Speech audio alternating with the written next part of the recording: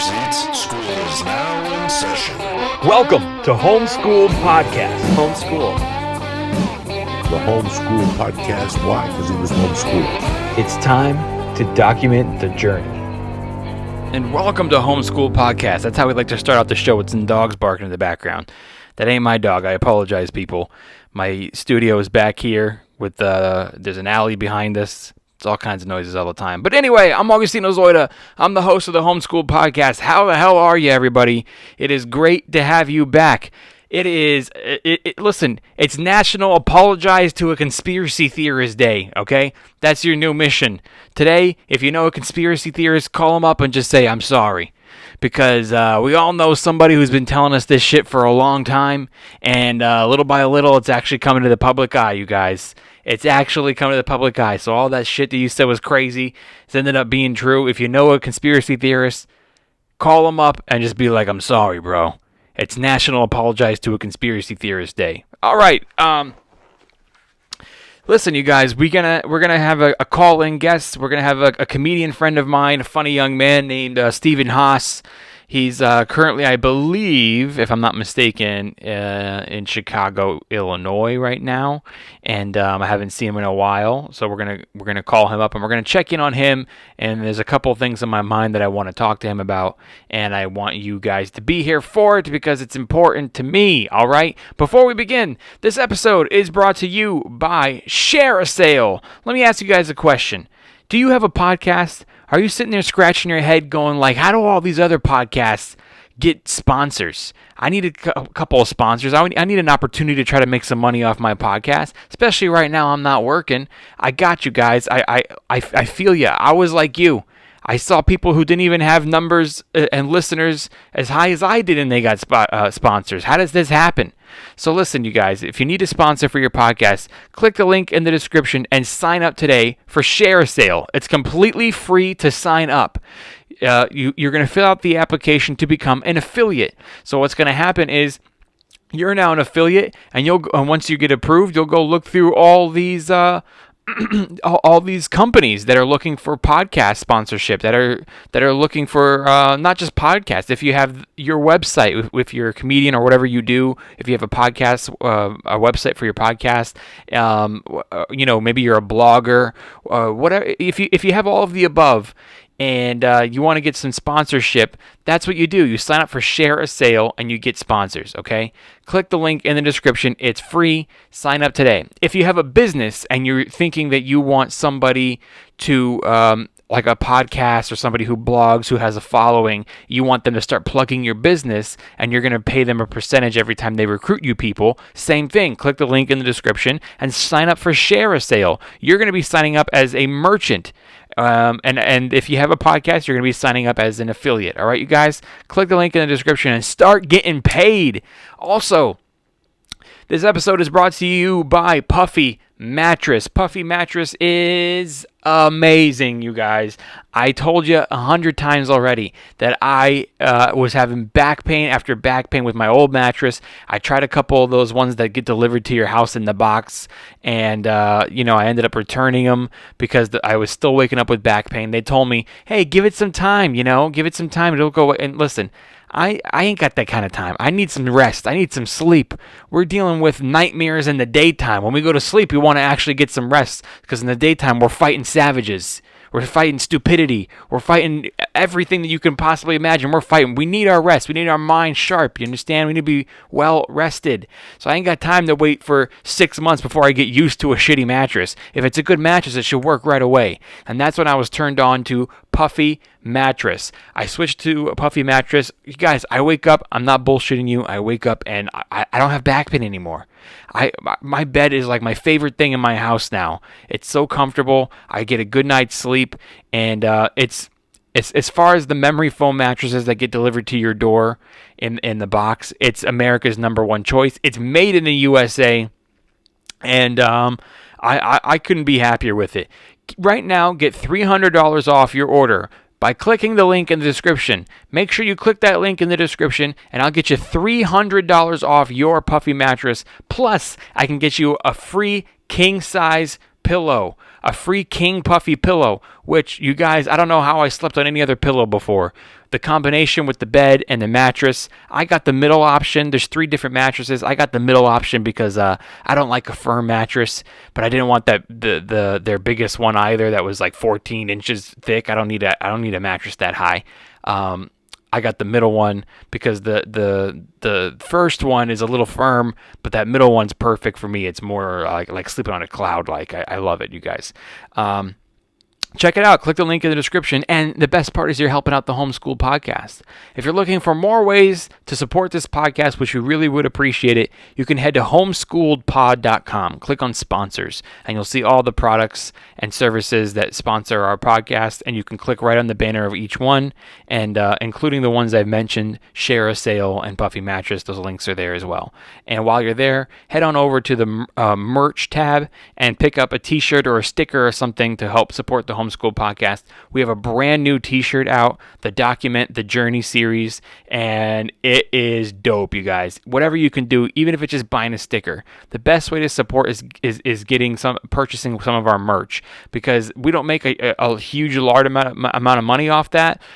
We get a small portion of the sale. The company that makes the t-shirts gets a larger portion of the sale. But most importantly, it doesn't cost us anything to make them, and so I do make a couple bucks off each one, and it gets our podcast out there, which makes us feel good, and it just word of mouth is great. So if you can do that for us, even if it's a sticker, we appreciate it, you guys.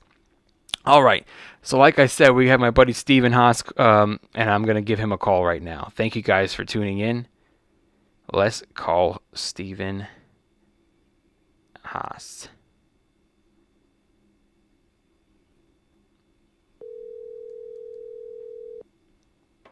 Whew, I'm sweating already here.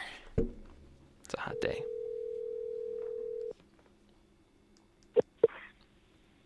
Hello? Stephen, how are you? Good. How are you doing? Man, I'm pretty good. I'm sweating over here. We've had a heat wave for like 2 weeks. Yeah? Yeah, man. I'm in my podcast studio, which has like no air conditioning, and we have leather couches. Oh, perfect. Yeah. That's a good environment. How have you been, man? Oh, I'm good. I've just been back in Chicago. I was in New York for a year, and been back in Chicago for probably almost a year now. See, I knew you were in Chicago. I had no idea that you went to New York first. Why did you do that? Oh, I just wanted to try it out. I've always wanted to live there. Yeah. And I thought I'd move there if I ever got a job there. Yeah. And I just kind of sick of waiting for that, so I just thought I'd move in. So you don't have an apartment. You don't have anything left in New York right now. I mean, excuse me, in I have nothing. In LA, I mean. Oh, in LA? No, I moved out, and nothing's there. Gotcha. So one day you were living in LA, and you just decided like, hey, I'm gonna go to New York, and you tried that for a year, and now you're in Chicago, which is your hometown, right? Yeah. Yeah, I'm back here. I started out here. Yeah. Dude, I didn't even know that you left. Like, yeah, I didn't really have like a going away party or anything. Yeah, you were just kind of gone, and then I would still see you on social media and stuff, and I think that here and there I've texted you, or here and there I've messaged you online, and I think I remember you saying like, yeah, I'm currently in Chicago right now, and I knew you were from there, so I just thought like maybe you went back just to visit family, and then the coronavirus happened, so you just stayed. Yeah, I was planning to come back to LA in like March of this year, like February, but that definitely put a stop on it. So yeah. What did you do when you were in New York? Did you have a job or anything? Yeah, I've had the same job since I was in LA. It's a freelance, working remotely gig, so I could do that from anywhere. Oh, that's cool. Yeah. How did you find the New York comedy scene? Like, did you like it? I thought it was okay. Uh-huh. It reminded me a lot of LA. It's got all the same, traps, the bringer shows and all that stuff. Yeah, the same traps. Yeah, I thought it's cool. I always heard there were like 1,000 more clubs, which there are, but there's also like 1,000 times as many comedians. Right. So they were definitely reminded me of LA. Well, that's interesting. I'm glad I'm asking you about it, because I've also always heard that. I've heard that there's way more comedy clubs than LA, but that's an excellent point. I never really hear that side of it. So that means that there's more comedians, so it's probably just as difficult to get on stage, would you say? Yeah, I would say equally as difficult. I'd always heard like if in New York, there's people doing like 7 spots a night, Right. and I guess there are, but there's also I found myself just waiting to get pulled out of a bucket for 2 hours. Wow. Yeah, I think I guess it depends. Like I do know comics that say, yeah, I'm up 7 times in one night. I do know comics that do that, but I also kind of know that they were like headlining for a while, you know what I mean, in LA before they moved back, and they already had like kind of a footprint in New York once before. Yeah, I think it depends, so if you're just kind of get your foot in the door and you're starting off with like, let me do a couple of rooms, yeah, it's just basically like doing mics, right? yeah, totally. The people that get up a bunch there, I think they already have those credits and stuff, and they've already got established there. And a lot like LA. There's more clubs, but I mean, I've performed in New York, I don't know, maybe a handful of times, and I've noticed that yes, there's more clubs, but there's also a lot of the shows are just like these underground. I mean, we have those in LA too, but I mean, I just thought there was way more underground shows, like in the basement. A restaurant has like a little cellar in the back type deal. So I mean, I think that a lot of the stage time is that as well. Yeah, it's not it's not always good stage time. Yeah, man, and you're right, dude. I think I heard that hype too, which I don't know if that's what kind of made you move. Is I heard that hype of there's so many more clubs, there's so much more stage time. I've even heard people say like New York actually pays you to do comedy, like per set every night, and I'm just like, whoa. I've always thought like maybe I should move out there, because in LA we just do like, we're lucky if we do 7 shows a week, and none of them are going to be paid. Yeah, that's what I had heard about New York too, but yeah, no, I found it very similar to LA. Very, very similar. And it's kind of more expensive to live out there, isn't it? Or is it the same? I found it to be equal just because you don't need a car, okay. But everything's more expensive. So for me, it was pretty much the same. Did you have a car in Los Angeles? Yeah, I always did, which I think you kind of have to. Yeah, but did you sell it when you moved? What did I do with it? Oh, no, it was my sister's car, so I just ended up giving it back to her. Oh, okay. I gotcha. So you tried it out for a year. Would you say that they're equally exactly tied in your opinion or your preference, or do you prefer LA, New York? I think the thing I like about LA is there's more people doing film and TV stuff. I kind of miss that. In terms of just the cities, New York is a much better city. I'm not a huge fan of LA. Oh, but okay. Yeah, in terms of the stand-up comedy scene, I think it's very equal. So for stand-up comedy, you would say like LA's better, but for like if you were not a comic and you were just looking for a cool, fun city to live in, you would choose New York. Oh yeah, every day. Yeah, totally. Wow. What was cool about what was some of the fun stuff that you would do besides comedy? I just like the city, Lower Manhattan. You can just get around on the subway, and it's so much easier. It's so much cooler. I don't know. Yeah. But LA, just being stuck in traffic just weighs you and just like gets to you. It absolutely does. I feel like every major city definitely has its pros and cons, and if you've lived somewhere long enough, you're sick of something. Yeah, you definitely just want to change. That's sort of what I felt. I mean, maybe if you lived there for like 5-10 years, you'd be like, man, I'm sick of this subway. Yeah, I think like 5 winters, and I'd be ready to move back to LA. That's right. Well, you're from Chicago. It's cold there too. Yeah, it's pretty bad in the winter, but New York in the summer. I think New York in the summer is worse than LA in the summer. It's awful because it's more humid, sweaty, and it's gross. It's humid, and there's trash in the air. Like you get home and you just feel like you're covered in trash. Oh man, that doesn't sound fun at all. Yeah, I'm really not hyping it up as much as I meant to. Wow. Yeah, dude, I've performed there a couple times. I've had fun. I've done some great shows. I've done Caroline's. I've done smaller gigs. I've done this club, which I think is closed now, that was literally called, I don't remember if it was called Ha Ha or Ha, which like we had the Ha Ha in LA, but there's a New York club called Ha or something, right? Or I don't know about that one. I think I did Caroline's was my favorite. Caroline's is awesome, but I think that club Ha I probably closed maybe before you moved out there. Yeah, I did hear that they closed pretty recently. Well, that's excellent, dude. I mean, it's good to hear from you. Well, how come you? So New York, what made you like done with it after a year? I don't know. I was just like, I thought it had all the same stuff as LA, and I was like, if I'm going to try to make headway in the comedy scene here. I feel like I might as well just go back to LA. I've already got, like 5+ years there. So how come you didn't? I found it to be kind of comparable. And I don't know, I was really impressed with the people who, like, they didn't go to open mics. They just sort of, in the evenings, they sort of made video stuff. And yeah, I was like, well, I can do that anywhere. that's right. So how come you didn't come right back to LA? I don't know. I just felt like going home for a little bit. I guess I could have. Right. I saved up a little bit of money, so. So what's comedy scene like in Chicago? Chicago, I mean, when the coronavirus is not ravaging the city? Yeah. Pre-coronavirus. It's good. There's a few main clubs, and it's going the way of New York in terms of spots being unpaid, but it's definitely, I really like the scene. I think it's you get better feedback than in New York or LA in terms of what, like, is actually funny. Okay. Yeah, I gotcha. And your family's all back there and everything, right? Yeah, we're back here in Chicago. Have you ever been out here? I've never been to Chicago. Oh, you gotta get out here. There's some places that you know, like, I'm surprised I haven't been to yet. Like, there's some places that I'm surprised I have been to. Like, as a comedian, I have traveled to some crazy places, and I never would have thought I would be there. Like Yuma, Arizona. Like, I've definitely gone to, like, a bunch of major cities, and then all of a sudden there's, like, Yuma, Arizona, and I was like, dude, this is, like, in the middle of nowhere.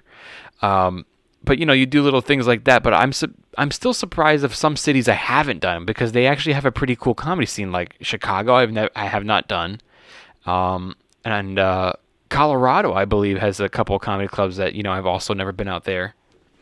Oh yeah, I want to get out there too. Just I don't remember the big one in Colorado. I'm blanking on the name. Is it Zany's? No, in Colorado it's the. I don't know. I know I'm blanking on it. I am blanking on it too. Zany's is Chicago, isn't it? Yeah, it's Chicago, Nashville. Gotcha. Man, I am totally blanking on it. But I know there's a club out there. I think it's Colorado Springs, and I think there's another. They got the Improv in Denver. Yeah. And then I think there's another Boulder club. Oh, Comedy Works. That's what I'm thinking of. Comedy Works. That's right. Yeah. Is that in That's Boulder? supposed to be one of the best ones in the country right now. I think there's a couple of them. That's right. Yeah, I have heard that. Man, I would like to get out there. I was talking to the wife the other day, and we were just like kind of thinking, every year her and I kind of go away somewhere, usually in like late August because it's our anniversary, and we like to go somewhere where we haven't been before. And so, like, we'll do like Portland or Seattle, like some stuff that's like cool. You can walk around the city and on foot and just see cool stuff and eat. You know what I mean? So yeah, we were talking recently about like, let's just go to Colorado. Like, neither of us have ever been. There's cool hikes. It seems like like Boulder. I would like to go to Aspen, to be honest with you. It seems beautiful. Yeah, that's one of the things I didn't like about LA is if you want to just get out of the city to do sets, it's like, where can you go? Las Vegas and Arizona. Yep. Yeah. So that's it. Yeah. You got San Diego, which has a comedy scene, but there's honestly like 4 comedy clubs in San Diego that are around the corner from each other. Yeah, San Diego's a weird spot. they've got like 4 of them. And they all are like so difficult to break into. Yeah, because there's so many comedians in San Diego. There's like this disproportionate amount. Yeah, and it's such a small little area, and they all kind of seem like there are a lot of comedians, and they also kind of have a hand in booking the rooms, and they're just kind of like, get out, LA people out. You know what I mean? or they'll be like, yeah, you can come do a spot, but you gotta drive from LA for an 11 p.m. spot to do 5 minutes, and I'm like, and it's not paid. Yeah, was that like a 5-hour commute? You're like, no thanks. Yeah, with traffic, it ends up being like, 4.5, 5 hours. And I've actually known comics to offer me that. And I'm like, I'm sorry, no thank you. And then I've known comics to take it. And then they drove all the way out there. And they told them, sorry, man, I don't have room. That's cold. That's so messed up, dude. And I'm like, and then I would say to myself, I'm so glad I didn't take it, because I've thought to myself before, just do it. You'll take a drive out to San Diego, spend the day at the beach, and then you do a spot, and then you'll blow their socks off, and then they'll book you to headline. Like, that's what I tell myself. That's in your head, yeah. But then I always go like, no. And then one guy who books a big club out there, one of the main clubs out there, he hit me up one day. Or I apologize. I hit him up. I'm not going to lie, because someone told me to. and then that someone who told me to said I can use their name as a reference. So I now have 2 different comics that referred me to this guy, and those 2 different comics headline his club, okay? Yeah. And they both told him, you got to book Agostino, right? Yeah. I hit him up, and he goes, yeah, but I don't really operate that way. And he's like, what I want to do, I want you to come drive down here. Why don't you do like 7 minutes, and I'll check you out? And I was thinking about it, but then I also told the guy, I'm like, and I don't want to seem like a douchey comic. I don't want to seem like I'm better than anybody else or anything like that. But I told him, I go, if I drove out there all that way for free to do 7 minutes, I go, don't you think that makes me not a professional? Yeah. Like, wouldn't only amateurs make that mistake? And I'm like, doesn't that kind of show you right there, like, who's who? Did that work? No, it didn't. But that's a gambit, yeah. But we had a nice mutual understanding of each other, though, without pissing anybody off. And we just said, I understand. And he said, I understand. And, and we just kind of I definitely think there's something from, like, real bookers when they offer, they're like, can you drive 8 hours for, unpaid 5 minutes? And someone goes, no. They actually think higher. They go, oh, okay. This person's not insane. Oh, you're better than everybody? You're too good? It's like, man, I can do like probably 2 open mics and not drive anywhere if I just stayed in town. Again, pre-coronavirus. Pre-coronavirus, yeah, that's the caveat on all this. Speaking of coronavirus and San Diego, I recently was talking to somebody, management at the Comedy Store, and they were telling me that they cannot open their La Jolla club, and then 2 other comedy clubs can't open. But the American Comedy Company, which is in San Diego, has somehow opened their doors for business. And everyone's scratching their head over going like, how are they not getting shut down? Yeah, I'd like to know that too. Have you ever been there to American Comedy Company? No, I only do Madhouse when I'm in San Diego. Yeah, Madhouse is a cool one. But dude, American Comedy Company is in a basement. It's a big venue. I think it probably holds maybe 180. I'd say it's like the size of the big room at the Ice House, but it's what scheme have they got going? How do you open? How do they open and no one else does? There's like not even windows down there, man. Like it's insane. I don't know how they're getting away with it. And the Comedy Store is just sitting there going like, well, can we do it? And the city's just like, nope. Like, how come they can? And they're just like, we don't know. Yeah, we're the investigative journalists. Yeah. Someone's got to figure that out. What's happening in Chicago right now, bro? Because out here, and this did not happen in the early stages of lockdown, but now at this point, we're in July, and there's more and more backyard shows, parking lot shows, or open mic, underground open mic stuff. So are you seeing any of that out there? I'm not too in tune with like the independent shows, but I don't think so. I think it's pretty quiet. I know one of the clubs has opened like for their patio shows. One of the main clubs, the Laugh Factory, is still closed for another month. And then Zany's I think they just opened last weekend for like limited seating. Wow. Because I guess they're in phase 4. So now I think businesses can technically open. Okay. But it still seems like everyone's like real cautious. I don't know. Out here, I don't know what stage a stand-up comedian is in, but I know that they're considering us live entertainment and theater. So theaters, we're not in that stage yet. So like movie theaters can't open yet. I think we're in the same stage as movie theaters. Yeah, that sounds right. I know out here they're doing like temperature checks, mandatory checks when you come in. They take your temperature. They're doing that here too, but for certain restaurants and stuff to go in, but there's no comedy clubs open right now. Like, it seems like most people are just like, I'm not even going to go out if we're going to have to do all this hassle. It just seems like too much of an annoyance. And right, exactly. Why risk it? Have somebody point that thing at your head to check your temperature. Yeah, you go, I'll just stay home and watch Netflix. Yeah, and from what I hear, a lot of the businesses are like kind of half-assing it, and when the health department shows up, which by the way, I'm hearing if your business is open, health department's coming out daily to make sure that you are complying with the regulations. Oh, wow. So, but what from I hear, they're kind of looking the other way as long as you're kind of going through the motions. So I'm not saying I know anybody that does this, but I mean, I'm pretty sure that restaurants are just like scanning your head with the temperature thing, and they're not even really, you know what I mean? Who knows if it's even on? you know? That's I believe that. I know those temperature checks are like it's not like they put it in your mouth and it's real accurate. How like accurate I know could those sometimes be? people will like clock over the required amount. They go outside for a few minutes, you come back, and it's like it's fine. It seems very iffy. Wow. Yeah, I totally believe that. You know, temperature's taken in your mouth or like in your ass. Yes, it's not a rectal thermometer. It's not super accurate. Do you know? Is there an app, dude? Like, is there an app that can take your temperature? No, but that's $1 million idea if you figure out a way to do that. I wonder why there isn't. Because if you can just scan a thing on someone's forehead and tell if they have a temperature, why couldn't you do it with a camera? Like a scanner. That's a good question. I think science. I think there's a science reason you can't do that. It's something to do with Bill Gates, I'm sure. Science. Yeah, there's some reason. No, that doesn't make any sense. But in theory, that's a great idea. Yeah, so the Comedy Store in Hollywood right now is open for lounge on the outdoors only.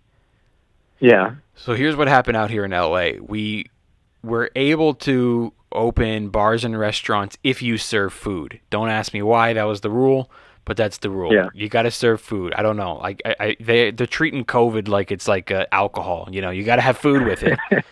But I don't understand that concept. But then right before 4th of July, our governor said, you know what?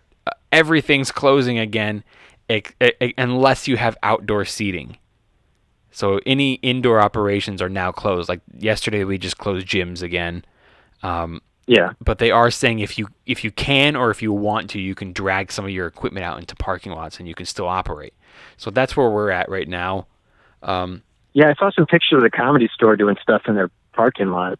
Yeah, they got like little round tables all over their parking lot, and they put up like those outdoor restaurant lights over the parking lot, and you could just sit down there and you have a drink. I went there the other day with Jimmy Schubert and a couple of comics, and we go, let's just go support the club, and we'll sit there and have a couple of drinks, and they just scan your forehead, and then they tell you to come in, and they say they go to your table and stay at your table unless you have to go to the bathroom, and then you put your mask on and you go to the bathroom. And they go, if you see someone you know, don't walk up to them and say hi.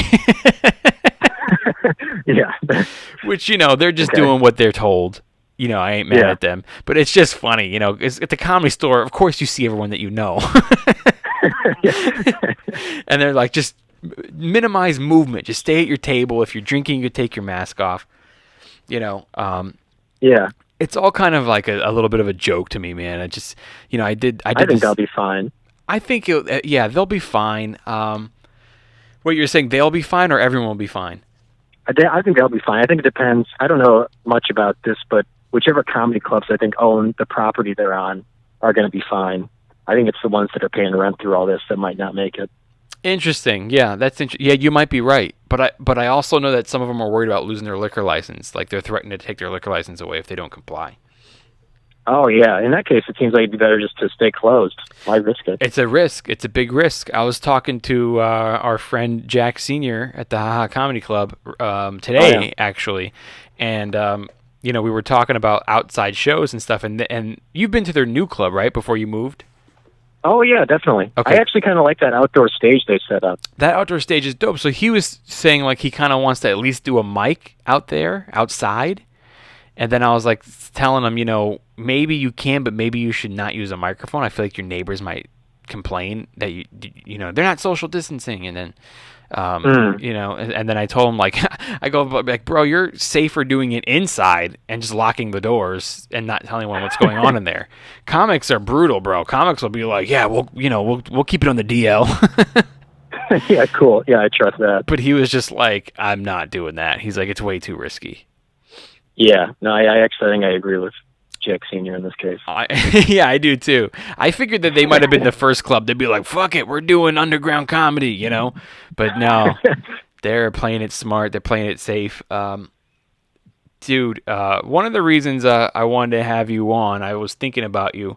So there's like two guys in particular, and you're one of them, that I keep seeing on social media. And what I've noticed about you guys, you is that you post funny things. Oh, thank you. And I'm doing my best. I mean, that's all you got to do is do your best. In a world right now where most people are not posting anything funny, they're posting, BLM, coronavirus. Eventually, you see some coronavirus funny memes. I'll give you that. But, those are usually just shared. It's not comedians' content. And I got to give it up to you, dude, because I admire you in that sense. Even I have fell for the posting stuff about what's going on right now. It's hard not to engage in it because it's like the most craziest times we've ever experienced as people and as comedians. We've never had to stop doing stand-up and be locked down from doing it, or as human beings, being able to go to work and stuff. And everyone has really, really hard opinions on both sides. It's really hard not to get sucked in and partake in it, And Yeah. I try to post stuff funny, but there's also a lot of people are kind of depressed from being inside all the time and not doing what they love, or being afraid of violence or, riots or virus, that I think a lot of people are not even in a funny mindset anymore. Like I try to post funny stuff, and I feel like my funny stuff's not even that funny online. I've actually been doing pretty good about writing stand-up and performing it to a mirror, to a camera, and doing some outside shows and stuff. But as far as like my funny stuff online, like during the day when I'm looking to post stuff, I feel like I'm reading the news and I'm watching everybody's posts about all this stuff, and I get sucked in, and I get upset or I get angry, and my stuff is a little... anyway, I want to be more like you and this other guy who I'm going to have on soon, who I have the same compliment to him. But you, I'm sure you have a pretty hard opinion. I don't know how you don't. I don't know if anybody doesn't have an opinion about what's going on right now, or maybe choosing a side. It's hard not to, right? I just respect the hell out of you that you're not pushing it down anybody's throat, and you're just being true to what you enjoy, and you're making content. And it's still funny stuff. Oh, thank you. Yeah, I tweet some political stuff, but it always bombs. So then I just never. But you're trying to make a joke about it, though, right? Sometimes, yeah. And then I've tried I don't know. It just never does well when I tweet, serious stuff. But yeah, that's what I found in New York. I was definitely I would really like the people who didn't even bother going to open mics. They spent 4 hours every night making a video for social media. I was just like, this feels like a better use of time. And I'm trying to do that too. Yeah, it is a better use of time. You know what? Because at the end of the day, you're not going to convince the other person that you're right, and they're not going to convince you that they are right. And you know what I mean? And at the end of the day, you're not saving the world on Facebook. Yeah, no, I think you got to either show up to the protests or just do nothing, because tweeting and putting those Instagram story stuff, I don't really think that does a whole lot. Yeah, I don't think it does a whole lot. Besides create a cancel culture, and people are thinking that they're strong and brave by posting something, and but then again, I'm guilty of it. Now, see, I try to do, if I'm gonna do political stuff, I try to do it in a humorous way. I have no problems with political humor. Some comics, that's their style. I also don't care I don't care what you think about the president. If you like him, if you hate him, I don't give a shit. I don't even care who the president is. If you have a good joke about the president, I want to hear it. You know what I mean? Yeah. If it's funny, it's funny. And people make jokes about presidents, and I just go yeah, we've been doing that forever. That's awesome. Do them. If they're funny, and they're, you know what I mean, do them.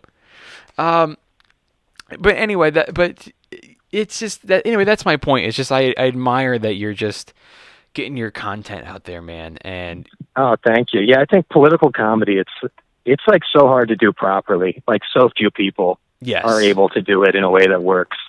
And if you're gonna do it, it's a huge commitment. You can't do it sometimes. That's so true. Yeah. Because can't do it once. Right. Right now, I know that. Remember the Kathy Griffin thing? Kathy Griffin. Well, wait, she cut off Donald Trump's had that thing. Yeah, exactly. Everyone was worried that she was going to go to jail, or she was like complaining that people are threatening her life ever since she did it and stuff like that. Bro, I personally believe that was one big publicity stunt. That was her intentions definitely. from the beginning. And I saw shortly after that she was playing theaters, dude, like big theaters, and selling them out. Yeah. Which I think was her intention. I think that she knows who she is, she knows who her audience is. And now she knows her type of comedy, and she built a great following by doing that. You have the people that hate her, but you have the people that are going to continue to follow her, or she'll get new fans because they believe what she believes. They don't like him, Yeah, I think this, all publicity is good publicity. Has never been more true now. Absolutely, dude. I just posted that today on my Instagram about the Goya brand. The Goya thing that people are saying to boycott, and I was like, I posted something about that today. I go, when has boycotting anything ever worked? You've only never, You're only, and I said exactly that. There's no such thing as bad publicity. You're only making them more famous and richer. Yeah, that's the only thing you can do if you really want to cancel someone is just sort of turn them off. Yeah, just ignore them, and unfortunately, no one does that. I can think of probably. I'm sure if you look this up, you will find a ton in the history of music, or even let's say stand-up comedy albums or music albums. I think that you will find that if any of them got banned from being sold at a certain place, or if they got that parental advisory tag on them, you know what I mean? Explicit lyrics. I think that sold your album so much more. Oh, I believe that, yeah. Or if Capitol Records went this is too dirty for us, or we don't believe in this message, we're going to ban this guy's album from our store. I feel like Capitol Records is a very old reference. I feel like people are going oh, well, then this must be good. Yeah, definitely. That's sort of the mindset. I think you play to your base, and then I think it was Donald Trump. I don't know what the quote is, but it's controversy promotes the message. Do anything to be controversial to get the eyeballs on what you're doing, and then you just play to your base. Absolutely. And I think that's what currently Kanye West is doing. He's a genius, or whoever is telling him to do these things. Yeah. But yeah, dude, if you're going to go political comedy, that is such a commitment, because you can't do it sometimes and then go back to wanting to perform at your local improv or, comedy club and then expect to do your, you know what I mean? You're going to get a mixed crowd, and then you're going to do all political stuff, and half of them are not going to like it. So if you're going to do it, you have to commit and build your audience, and then they'll know who's coming out. Yeah. I think one of the problems with people, they just don't know how to do it, because, in terms of comedy, I mean, you know this, but there's this dichotomy between what is understood and the absurdity of what you're saying. Yes. But when these people do political comedy, there's no humor behind it. They believe they're right, and they're presenting their opinion as if it's right. And there's this the dichotomy of comedy is missing from it. And you go, well, that's why this is not funny. I think you're exactly right. I think that, I'm not necessarily a political comic at all, but I think that if you're going to do political comedy, you have to either not really be biased. It has to be really funny, and you have to not be biased. You can't come from a side. You just have to bring up an observation about something. You don't have to show what side. It could be brilliantly done like that.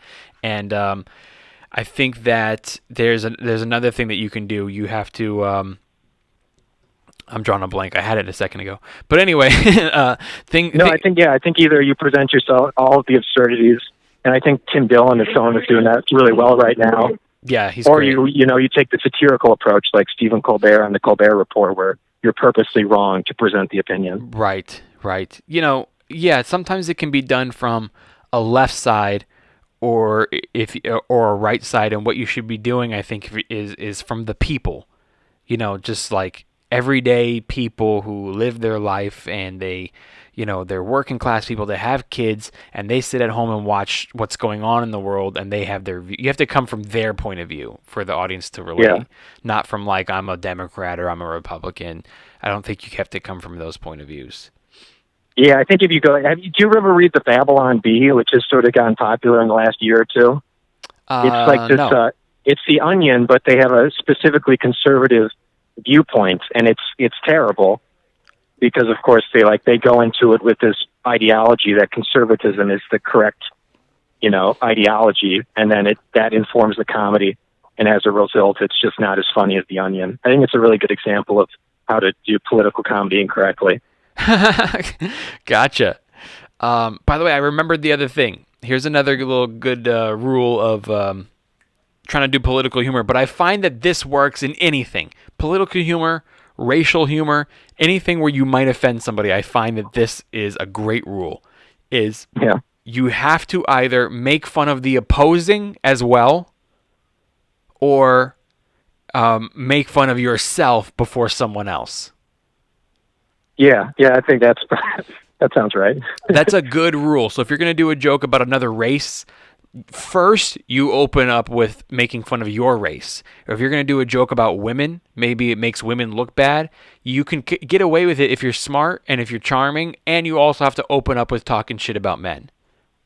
Yeah, there's definitely something very off-putting about this political comedy where, everything I believe is correct, and I will present it as if it's correct. And I don't know, I watch it, and I think you just do activism. You can just do activism if you want.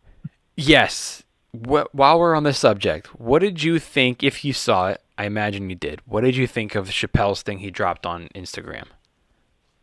Oh, the YouTube special? I guess you can call it that, yeah. Oh, yeah, like the 28-minute one or whatever. I thought that was, I think that's what you're talking about, right? That's right. Yeah, I thought it was, it reminded me of Nanette in that it was very, active, or it was very, apropos of what's going on. It wasn't funny. He didn't try to be funny, except maybe a couple times, but yes, I liked it. It was different, so I kind of liked it. I agree with you. I don't think that he was necessarily trying to be funny all the time. He was trying to get a point out, and I wouldn't call it a special. That's why I'm saying, if you can call it that. And what you were just talking about is more just like an activist push. I feel like that's more what it reminded me of than a stand-up special. I didn't disagree with anything that he said. He's right, but don't call it a stand-up special. Yeah, I don't know if they did. Yeah, it just reminded me of Nanette, where Nanette sort of tackled with the women's movement. He sort of looked at this BLM movement. I liked it. I thought it was different. So I like when people just make good points. If you are going to go on a rant about something and there's not a lot of punchlines, one thing I like that Chappelle said in that is when he addressed the fact that people kept bringing up George Floyd was a criminal, and he held up a woman at gunpoint. He's been arrested before for female abuse, and he was saying people kept saying, why are we worshiping this guy when he was an asshole, or basically, I'm paraphrasing. And what I liked in Chappelle's thing is that he said, well, we didn't choose him. Yeah, I don't know if you remember that he said that. That was a great point. Yeah, I thought that was an excellent point. I thought he's like, well, we didn't choose him. You guys chose him, or the officer chose him.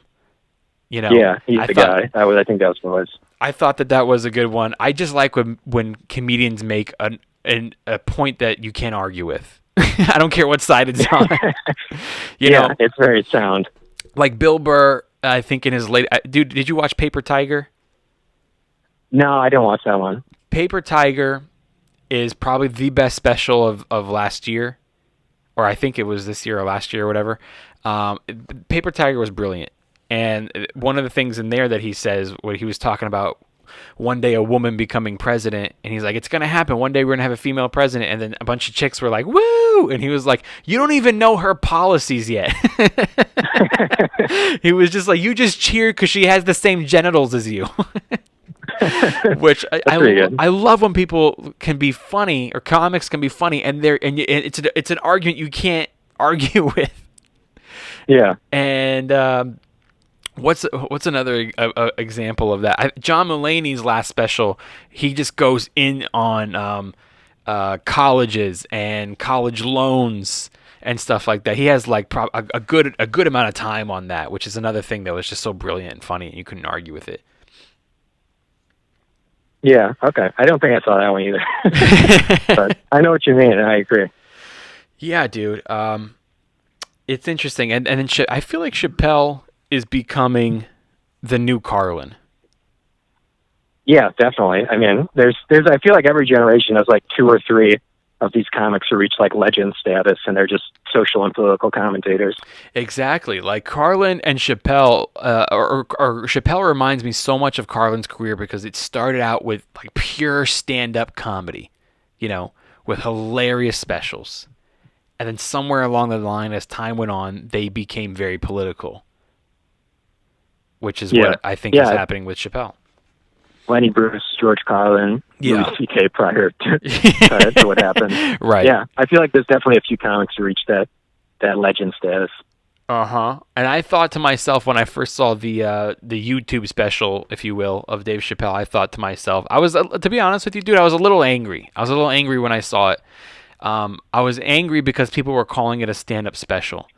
And once people stopped calling it that, I became less angry and appreciated it for what it is. And I also got angry because they advertised it as the first concert and the first stand-up comedy concert. And that's what pissed me off. It's not a stand-up comedy concert. He rented out a church in his local town. So all that property you see there is a big church. And they're outside, and they had 2 seats, people very separated, wearing masks or whatever, if you will. And they they had people showing them how to park cars, and they had people taking them to their seats. It was like a concert. But what pissed me off is that he went up there and didn't tell one joke. Yeah. No, it reminded me of, again, like Nanette. I thought once you like stop trying to find the laughs, you can actually appreciate it more. Yeah, and then I also became less angry. I found out he didn't charge anybody. Well, that's good, yeah. When when they called it a concert, I thought to myself, people must have. I know how much Chappelle's prices go for. It's like $100 and something to go see his show. Yeah. And dude, I got so mad. I'm like, I can't believe that he dragged people out of their house during a fucking pandemic. For this, you know what I mean? But then I found out he didn't charge anybody, so they wanted to go, and they sat there and listened to him yell. And then I also heard he was going to do that every week, but we haven't seen another one since. Well, that's what it reminded me of. It's that's what he would have said if he had a podcast, but he doesn't. So like stand up his platform. Yes. Yeah. Well, when things were normal, he would just show up at the Comedy Store and go on stage and just talk, and people would be like, "Oh my God, Chappelle did 3 hours. He's brilliant." And it's like, well, I could do 3 hours if I was just going to talk about my views on things. Yeah, no, I remember I walked into the Comedy Store when he was on stage one time, and he was just going through the contacts on his phone. He was like in D, and he was like, I was in my D section on my cell phone. And I was like, I guess he was on stage for 3 hours. It's not quite stand-up. Yeah, it's one thing to be up there that long if you're just throwing heat, man. Brilliant. Yeah. But he's just one of those guys that it's so intriguing to watch him talk, though, no matter what he's talking about. Some guys just have that gift. You're one of those guys, dude. Steven, no, I'm not. I write everything beforehand. I discover nothing on stage. I know you write everything. You're definitely a writer. You can see. I wish I could stage. be one of those people like him who figures it out on stage. But what I'm saying is, nothing. I'm saying that you have a tonality and in your delivery, you can watch you forever. You know what I mean? Thank you. Yeah, absolutely, dude. You're a fantastic writer. I've always thought that. If I've never told you, I don't remember if I've ever told you, but I think you're a fantastic writer. And it's your delivery, dude. You're dry when you should be dry, and then you're not dry when you're not supposed to be. Thank you. It's great, dude. I've seen you, at the open mics, and then I remember going to like some comedy clubs and like at real shows and seeing you on stage, and I'm like, dude, this guy's a killer, man. Your writing is so good, and I just wanted to have thank you. Yeah, absolutely, dude. I think you're so funny and deliver it well, and I wanted to have you on to thank you for being one of those guys that is just holding true to your roots of stand-up comedy and putting out original content during all this madness, and I'm doing my best, doing your job, dude, to entertain. And all we can ask is that you do your best. I remember you used to put me up on the Ha shows. I would run the sound, and you'd let me do 10 minutes. Yeah, well, and I appreciate that. Dude, if I could have, I would have put you up without having to do sound, but you know how the politics work. I like doing the sound. I didn't have to talk to anyone.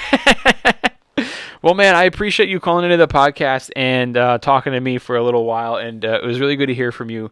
And please let me know if you come back to LA, and we'll meet up, dude. We'll start doing some shows. Things are happening. Thank you, and get out to Chicago. I will as soon as dude. If you know about like an underground mic, I'll fly out there. All right, man. Take care of yourself and your family, and keep in touch. All right, take it easy. Take it easy. Stephen Haas, everybody. He's a great guy. I hope that you enjoyed the conversation. That's what I wanted to talk about. I wanted to mainly talk about the fact that it is so hard not to engage in the craziness that's going on right now with Black Lives Matters and coronavirus. Everybody has their hard opinions. You've got conspiracy theorists, you have Democrats, you have Republicans, you have independent parties. Everyone has formed their opinion. People are losing friends over it. And, bottom line is everybody means well, I think. Maybe not everybody, but a large portion of everybody means well. The people you don't agree with, they're out there. I personally don't agree with a lot of the shit, but I know everybody out there that protests and stuff, they really, really have goodness in their heart. They want to see change. I think a lot of people go about it wrong. I think a lot of people, they don't really know what they're promoting or protesting. They know what they're protesting, but I don't think they really know the results that they want, or what's the end goal here. I think that they don't realize that they're being played also. And I've talked about this on this podcast 100 times. I think that the whole thing is fixed. I think the George Floyd thing was fixed. If I had to bet money on it, I'd say he's alive. I say they were all working together to get this going. The biggest proof of that is that the Black Lives Matter organization, every penny that you donate goes to Joe Biden. You guys, it's not a conspiracy theory; it's a fact. And I've said this 1,000 times. I agree with Black Lives Matter. The meaning behind it is a fact. I know that my family feels that way. I know, I have a niece who's half black. I know that my parents, who I think are pretty much conservative people. Not that they're political, but I grew up. I'd say they were pretty conservative. Catholic, very. They pray every night. Very religious people. So I guess I would say that in some ways you can call them conservative. I know that they are very vocal about, yes, we agree, Black Lives Matter. So it doesn't take a fucking moron to realize. So if you don't realize, maybe you're less than a moron. I don't think it takes a moron to realize that, yes, Black Lives Matter. It's a statement. It's not a matter more, or matter more than you, or only matter. It's a statement that they do, and I agree with that. I don't agree with the organization. It's an organization that gave themselves a name that they can hide behind, which happens all the time. I think that it was staged on purpose to cause this riot, to cause this commotion, and for many, many, many reasons during this election year. And if the biggest proof I can give you is if you go to make a donation right now to Black Lives Matter, the organization. You go to blacklivesmatters.com, which, by the way, it's not .org. It's .com. Means it's a company. So everybody in the past, when I said George Soros funds Black Lives Matter, that these evil white people are the ones that run the organization to take advantage of black people. When I said that in the past, people got mad at me and said I didn't know what I was talking about. And they said organizations don't have tax returns. Organizations don't have tax returns, so how could you have proof that George Soros funds it? Listen, guys, I've seen it. It's online. If you do research, you can find it. Yes, there's tax returns when people are donating millions of dollars. There's paper trail. And so it's not a .org. It's a .com, which stands for company. Okay? So you can go to blacklivesmatter.com, click on donate. Go act like you're going to donate some money. And you can scroll down under the a little bit below. I believe you can click terms and conditions, and you can read the fine print under terms and conditions, and you can read on there, and you will read where the money is going. How is your donation being used to support these Black lives that matter? And you will read on there that the money goes towards Act Blue. So what is Act Blue? So now go there. Google it. What is Act Blue? Right there you will see it is the organization for the 2020 Joe Biden campaign. To me, that's the biggest proof that this was not a freak accident. This was not necessarily a racist cop who primarily acted out of race, which, by the way, the two knew each other. I'm harping on this for months now, you guys. I'm sorry. So if you haven't already heard my thoughts on this, but this is some new stuff I was finding out recently about the organization and where the money actually goes. And I've been saying it.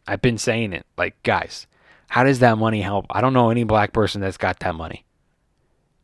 They said all Black Lives Matters. I know a lot of black people. None of them got any money. Where's your donation going? There's no schools open. It ain't helping kids get into school. If you're a black person out there and you've gotten some money, let me know and tell me I'm wrong. Doesn't your life matter? Because all Black Lives Matter. If you got some kids at home and schools are closed because of coronavirus, has Black Lives Matters donated a computer to your house so that your kid can do online classes? No.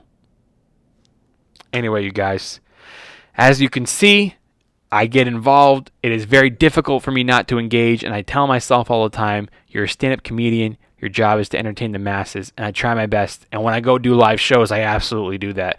But online, I'm engaging in things like this, and I applaud guys for doing what they are supposed to do as comedians and entertainers, is producing original content and just making people laugh and just kind of making us forget about the crazy shit going on in the world and all the innocent lives of children and people, of human trafficking, which I've been telling you guys about forever, and people call this conspiracy theories. And now you're seeing little by little they're coming out. Wayfair is getting exposed. All these celebrities are dying, which, hey, here's a hint. You're going to see a lot of celebrities dying, which basically means that they're caught, or they were taken out by their own people, or they were worried they're going to get snitched, or it's a fucking ritual of sacrifice.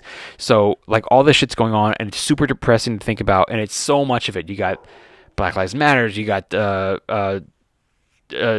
child sex trafficking, you've got that they're taking the sex trafficking down one by one with, Maxwell and Epstein and Weinstein, and then you got coronavirus, and Dr. Fauci says this, and then people don't agree with him and doesn't know what he's talking about. But if anybody shits on him, fuck them.